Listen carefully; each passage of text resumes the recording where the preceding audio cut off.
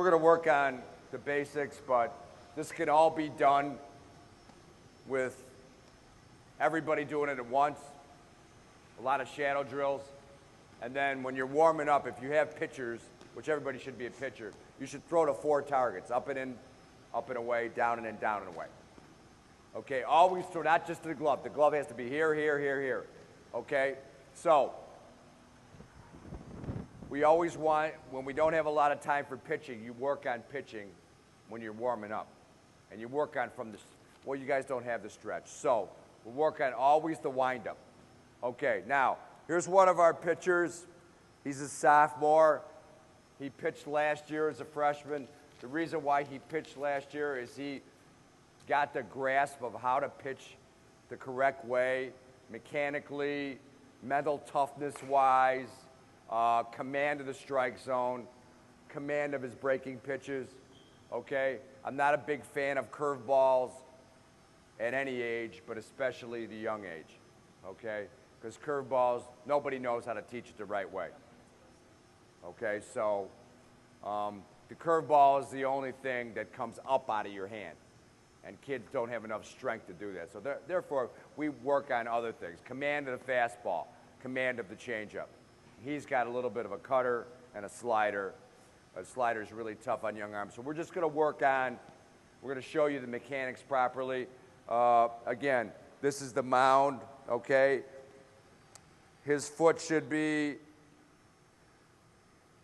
in the middle of the rubber, okay? All you want to do is get the motion started, okay? So now he's already ready.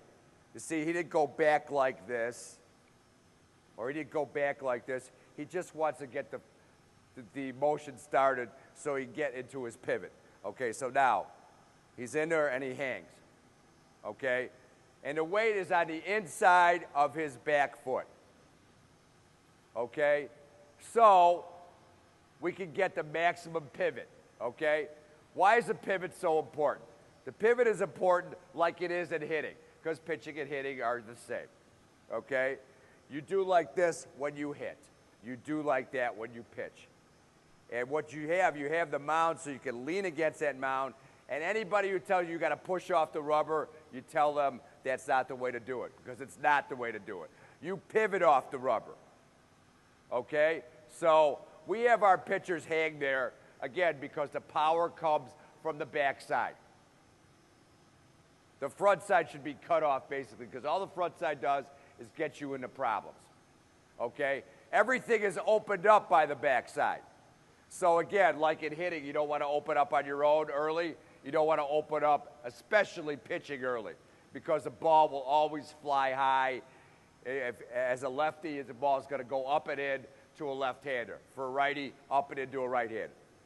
So we want to make sure, and again, we worked on something with him the other day, don't collapse the backside. He was collapsing his backside, and the ball was going way out of the strike zone with nothing on it. We want to make sure that he stays on top of the ball. The only way you stay on top of the ball is to have a strong backside. So he gets to the pivot. He hides the ball, number one. Okay. Weight should be middle in. Okay. Stride. Look at, he's not rotated yet at all. Okay. And his glove should be here to hide the ball. Okay. Both, when you release the ball out of your glove, the thumb should be down on both hands. Okay? The thumb should be down on both hands. Okay, that's camouflaging the ball. He hasn't rotated yet. So now he's going to get that tremendous pivot, and he's going to fly outside, okay?